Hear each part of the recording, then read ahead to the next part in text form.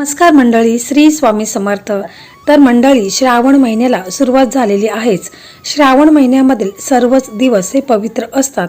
श्रावण महिन्यामध्ये प्रत्येक दिवस हा पवित्र असतो आणि आपल्याला या श्रावण मध्यामध्ये आपण जेवढे काही व्रत वैकल्य करत असतो किंवा आपल्या मुलांच्या लग्नासाठी काही सेवा काही उपाय करत असतो तर त्याचं 1001 पट पुण्यफळ आपल्याला प्राप्त होत असतं. म्हणून सोमवारी आपल्याला महादेवांच्या शिवपिंडीवरती ही वस्तू आहे तर ती अर्पण करायची आहे. ती वस्तू कोणती आहे आणि ती कशा प्रकारे आपल्याला महादेवांच्या शिवपिंडीवरती अर्पण करायची आहे ही संपूर्ण माहिती जाणून घ्यायची असेल तर जे कोणी चॅनलवरती नवीन असतील तर त्यांनी चॅनलला सबस्क्राईब करायचं आहे. व्हिडिओ पाहत असताना व्हिडिओला लाईक करायचं आहे. त्याचप्रमाणे श्री स्वामी समर्थ असे कमेंट करा किंवा हर हर महादेव अशी कमेंट करा. तुमच्या इच्छा पूर्ण होतील. मंडळी, जर तुमच्या घरात किंवा ओळखीत मुला मुलींच्या लग्नाला उशीर होत असेल, विवाहामध्ये वारंवार अडथळे येत असतील किंवा योग्य स्थळ मिळत नसेल तर काळजी करण्याची अजिबात गरज नाही. आजच्या या व्हिडिओमध्ये आपण पाहणार आहोत एक अत्यंत प्रभावी आणि चमत्कारी फुलाचा उपाय, तो म्हणजे अपराजिताचे फूल. हा उपाय श्रावण सोमवारच्या दिवशी कसा करावा याविषयीची संपूर्ण शास्त्रीय माहिती आपण आज पाहणार आहोत, त्यामुळे व्हिडिओ शेवटपर्यंत नक्की पहा. तर मंडळी, ज्योतिषशास्त्र आणि धार्मिक ग्रंथानुसार अपराजितचे फूल हे भगवान शिव आणि माता पार्वती तसेच भगवान विष्णूंना अतिशय प्रिय मानले जाते. अपराजिता म्हणजे ज्याचा कधीही पराभव होत नाही अशी नावाप्रमाणेच हा उपाय आपल्या विवाहातील सर्व बाधांचा पराभव करून लवकर विवाह जुळून आणण्यासाठी अत्यंत फलदायी ठरू शकतो. तर अनेकदा पत्रिकेत मंगल दोष, गुरुबल कमी असणे किंवा इतर ग्रहांच्या स्थितीमुळे विवाहाच्या गाठी जुळायला उशीर होतो. अशा वेळी श्रावण महिन्याच्या कोणत्याही सोमवारी तुम्ही हा उपाय केल्यास भोलेनाथांची विशेष कृपा प्राप्त होते. कारण अपराजिता फुलाला शास्त्रात विजयाचा फूल म्हणतात. भगवान विष्णू कृष्ण शिवाला हे फूल खूप प्रिय आहे. विशेष म्हणजे पत्रिकेत शनी वक्री, मंगळ भारी, विवाह योग कमजोर असेल तर अपराजिता फूल थेट ग्रह शांत करते. मंडळी, तुम्हाला आता प्रश्न पडेल हा उपाय कोणी करावा? तर हा उपाय स्वतः मुलाने किंवा मुलीने केला तर अतिशय उत्तम आहे. परंतु आजकाल आपण पाहत असतो की मुले बाहेर राहत असतील, जॉब निमित्ताने किंवा कोणत्याही कामानिमित्ताने ते बाहेर राहत असतील तर मग हा उपाय मुलाच्या आईने केला तरी चालेल, बहिणीने केला तरी चालेल. कोणीही घरातील व्यक्ती मुलांच्या लग्नासाठी हा उपाय करायचा आहे, परंतु पूर्ण श्रद्धा असायला हवी आणि विश्वास ठेवूनच तुम्हाला हा उपाय करायचा आहे. कारण हा उपाय खूप असा महत्त्वाचा आहे आणि श्रावण महिन्यामध्ये जर सोमवार आला आणि त्या दिवशी आपण हा उपाय केला तर याचं 100 पट पुण्यफळ आपल्याला प्राप्त होईल आणि आपल्या मनातल्या इच्छा काही आहेत तर त्या देखील पूर्ण होतील. मुलांच्या कुंडलीत लग्नाचे योग निर्माण होत. मंडळी, हा उपाय करण्यासाठी आपल्याला काय काय साहित्य लागणार आहे ते देखील मी तुम्हाला थोडक्यात सांगत आहे. तर आपल्याला बघा, जे अपराजिताचे फुलं आहेत तर ती आपल्याला 5 किंवा 11 ताजी निळ्या रंगाची अपराजिताची फुले घ्यायची आहेत. त्याच्यामध्ये 2 कलर असतात, एक पांढरा कलर असतो आणि एक निळा कलर असतो. तर आपल्याला पांढरा कलर घ्यायचा नाही तर निळ्या कलरचीच आपल्याला फुले घ्यायची आहेत, ताजी टवटवीत फुले घ्यायची आहेत. कारण आता पावसाळा सुरू झालेला आहे त्यामुळे कुठेही ही फुलं तुम्हाला सहजरित्या मिळतील. आपल्याला एक तांब्याचा कळश घ्यायचा आहे किंवा कोणताही तांब्या तुम्ही घेऊ शकता. त्याच्यामध्ये शुद्ध जल आपल्याला ठेवायचं आहे, थोडंसं गाईचं कच्चं दूध 2 चमचे टाकायचं आहे, मध टाकायचे आहे, साखर टाकायची आहे आणि आपल्याला काय करायचं आहे की आपल्याला थोडीशी बेलपत्र असतील तर ती घ्यायची आहेत. बघा, बेलपत्र ही सोमवारचे तोडायची नाहीत. तुम्ही बेलपत्र अगोदरच तोडून ठेवायचे आहेत. कारण सोमवारी जर आपण बेलपत्र तोडली तर आपल्या घराला वास्तुदोष लागत असतो. म्हणून बेलपत्र हे सोमवारी कधीही तोडू नये.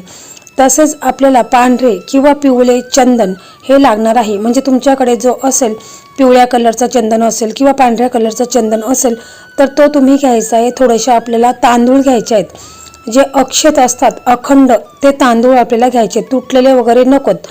तुम्ही बासमतीचे तांदूळ घेतले तर चालतील, कारण कधी ते तुटलेले वगैरे कमी असतात किंवा नसतातच शक्यतो. मग तुम्ही बासमती तांदूळ घ्यायचे आहेत, दिवा घ्यायचा आहे, अगरबत्ती घ्यायची आहे. लाल रंगाचे कापड म्हणजे छोटासा रुमाल असेल तर तो घ्यायचा आहे. मी हा उपाय 24 ऑगस्ट रोजी म्हणजे दुसऱ्या सोमवारी देखील करायचा आहे. शक्य असेल तर दुसऱ्या सोमवारी करा. जर तुम्हाला ह्या सोमवारी करणं शक्य नसेल तर मग तुम्ही पुढच्या सोमवारी केला तरी देखील चालेल. बघा, सोमवारी सकाळी लवकर उठून स्नान वगैरे करायचे आहेत.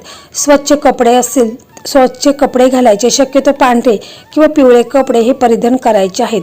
त्याच्यानंतर आपल्या देवघरामध्ये जायचं आहे. तिथे आपण एक तुपाचा दिवा लावायचा, अगरबत्ती लावायचे. आपल्या देवघरामध्ये जे इष्टदेव आहेत, कुलदैवत आहेत, श्री स्वामी समर्थ महाराज आहेत, गणपती बाप्पा आहेत, शिवलिंग असेल तर विधिवत पूजा वगैरे करून घ्यायची आहे. आपल्या देवघरातील देवी देवतांची विधिवत पूजा करायची आहे. धूप दीप दाखवायचा आहे, अगरबत्ती लावायची आहे आणि मग तुम्हाला बोलायचं आहे की माझ्या मुलांच्या लग्नासाठी मी जो हा उपाय करत आहे तर तो उपाय माझा यशस्वी होऊन माझ्या मुलांचं लग्न हे लवकरात लवकर व्हावे असं तुम्हाला बोलायचं आहे. आणि मग तुम्हाला काय करायचं आहे की आपल्याला जे जे साहित्य लागणार आहे, बघा, आपल्याला बेलाची पानं घ्यायची आहेत, ती स्वच्छ धुवून पुसून घ्यायची आहेत. एक तांब्या भरून आपल्याला पाणी घ्यायचं आहे. त्याच्यामध्ये आत्ताच मी तुम्हाला सांगितलं काय काय साहित्य टाकायचं आहे ते सर्व त्याच्यामध्ये टाकून घ्यायचं आहे. तर तुम्हाला जिथे महादेवांचं मंदिर असेल म्हणजे तुमच्या जवळपास कुठे शिवालय असेल, शिव मंदिरामध्ये तुम्हाला जायचं आहे. जाताना सोबत तुम्हाला जो तांब्याचा कळश घ्यायचा आहे, तसेच अपराजिताची फुलं आहेत तर ती देखील तुम्हाला घ्यायची आहेत. म्हणजे आपल्याला 5 अपराजिताची फुले घ्यायची आहेत. त्याच्यानंतर पूजा साहित्य जे मी तुम्हाला सांगितले अगोदर ते सर्व तुम्हाला घ्यायचं आहे आणि मग तुम्हाला मंदिरामध्ये जायचं आहे. मंदिरामध्ये पोहोचल्यावर सर्वात आधी शिवलिंगावरती तुम्हाला जे आपण घरून एक तांब्या भरून जे पाणी घेतले आहे त्याच्यामध्ये आपण दूध, मध जे काही साहित्य टाकलेले आहे त्या पाण्याच्या साहाय्याने आपल्याला शिवलिंगावरती अभिषेक करायचा आहे. अभिषेक करता वेळेस तुम्हाला ओम नमः शिवाय, ओम नमः शिवाय या मंत्राचा जप करायचा आहे आणि हळुवारपणे तुम्हाला अभिषेक करून घ्यायचा आहे. नंतर आपण घरून चंदन घेतलेलं आहे, म्हणजे पिवळ्या किंवा पांढऱ्या कलरचं चंदन आपण घेतलेलं आहे तर त्याचा तुम्हाला थोडंसं पेस्ट करायचं आहे आणि तुम्हाला शिवलिंगावरती एक त्रिपुंड बनवायचा आहे. आणि त्याच्यानंतर ज्या आपण अक्षता घेतलेल्या आहेत, अखंड अक्षता आहेत, तर त्या देखील तुम्हाला शिवलिंगावरती अर्पण करायच्या आहेत. जे आपण बेलाची पानं आणलेली आहेत ती बेलाची पानं देखील आपल्याला शिवलिंगावरती अर्पण करायची आहेत. ते बेलाच्या पानांना देखील आपल्याला पिवळा चंदन लावायचं आहे. म्हणजे तिन्ही पानांच्या वरती पिवळ्या चंदनाचा एक एक टिपका द्यायचा आहे आणि 11 बेलाची पानं आपल्याला शिवपिंडीवरती अर्पण करायची आहेत. तुम्ही पांढरी फुलं घेतलेली असतील तर पांढरी फुलं किंवा धतुऱ्याचं फुल असेल, फल असेल, तो देखील तुम्ही अर्पण करायचा आहे.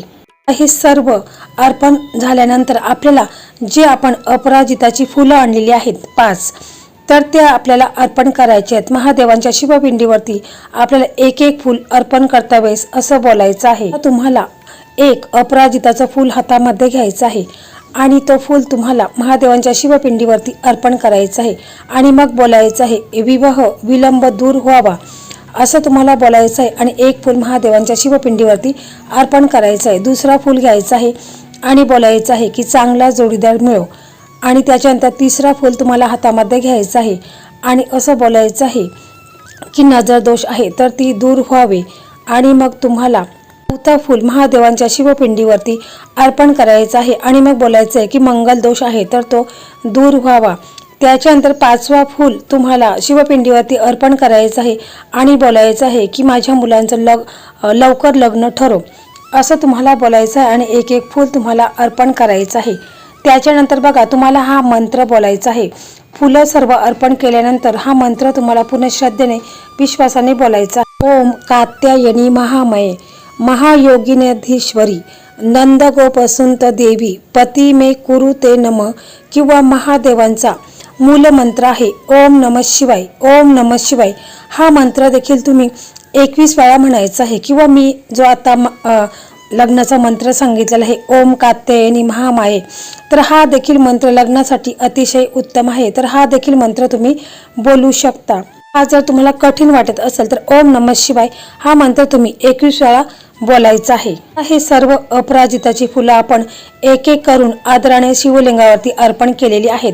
त्यातील आपल्याला एक फूल आशीर्वाद म्हणून पुन्हा घरी घेऊन यायचं आहे. हे फूल आहे तर ते आपल्याला घरी आणायचं आहे. ते सुकवायचं आहे आणि पिवळ्या किंवा लाल कपड्यामध्ये तो बांधून मुलांच्या म्हणजे तुमच्या मुलाच्या किंवा मुलीच्या तो कपाटामध्ये किंवा पॉकेटमध्ये द्यायला ठेवायला सांगायचं आहे. जोपर्यंत मुलांचं लग्न ठरत नाही तोपर्यंत तो ठेवायचा आहे. यामुळे काय होतं, खूप लवकर रिझल्ट येतो. मुलांच्या लग्नातील ज्या काही अडचणी आहेत तर त्या पूर्णपणे दूर झालेल्या असतात आणि मुलांचं लग्न देखील लवकरात लवकर ठरते. मंडळी, फक्त लग्नच नाही तर हे फूल वाहिल्याने घरातील भांडणे, पैशाची अडचण आणि नकारात्मक शक्ती पण दूर होते. ज्या घरात रोज एक अपराजिताचे फूल शिवलिंगावर वाहिले जाते तिथे कधीच वाईट होत नाही. इतकं महत्त्वाचं हे अपराजिताचं फूल आहे. ज्या मुलांच्या कुंडलीत विवाहात विलंब, मंगल दोष, शनी दोष आहे त्यांच्यासाठी हे फूल रामबाण आहे. हे फुले शिवलिंगावर अर्पण केल्याने शुक्र ग्रह मजबूत होतो आणि शुक्र हाच विवाहाचा कारक आहे. आई वडिलांनी मुलांसाठी हे फूल वाहिले तर मुलांचे लवकरच लग्न जमते. मंडळी, हा उपाय अत्यंत श्रद्धा आणि विश्वासाने तुम्हाला करायचा आहे. श्रावण महिन्याच्या प्रत्येक सोमवारी तुम्ही जर हा उपाय केला, या नियमाचं पालन केलं तर मुलांच्या लग्नात जे काही अडथळे आहेत तर ते दूर होऊन मुलांचं लग्न हे लवकरात लवकर ठरेल. श्रावण महिना संपण्याच्या अगोदरच मुलांचं लग्न हे ठरलेलं असेल. जर मंडळी तुम्हाला हा व्हिडिओ आवडला असेल तर तुमच्या मित्रपरिवाराला आणि गरजू व्यक्तींना नक्कीच हा व्हिडिओ शेअर करा. चॅनलला अजूनही तुम्ही सबस्क्राईब केलं नसेल तर असेच आध्यात्मिक आणि माहितीपूर्ण व्हिडिओ पाहण्यासाठी मराठी मेघना या यूट्यूब चॅनलला लगेच सबस्क्राईब करा. तुमचे काही प्रश्न असतील तर खाली कमेंट बॉक्समध्ये नक्की विचारू शकता. हर हर महादेव.